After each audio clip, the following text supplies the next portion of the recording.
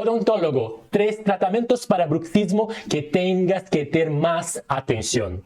Primero, ajustes oclusales. Los ajustes no son tratamientos indicados para el bruxismo y para la DTM. Hay muchos artículos comprobando que no lo debemos hacer en bruxismo y DTM.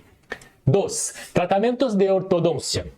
Ortodoncia es muy importante para alineamiento de los dientes, para una mejor función mastigatoria, pero todavía hoy no es tratamiento indicado para la DTM y para el bruxismo. 3. La toxina botulínica. Hay algunas indicaciones específicas de la toxina botulínica para el bruxismo.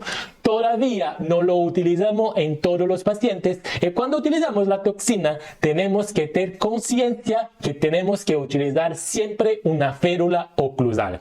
La toxina no es capaz de agir en la causa central del bruxismo. Entonces, mismo que utilizamos la toxina, vamos a tener una actividad muscular mastigatoria.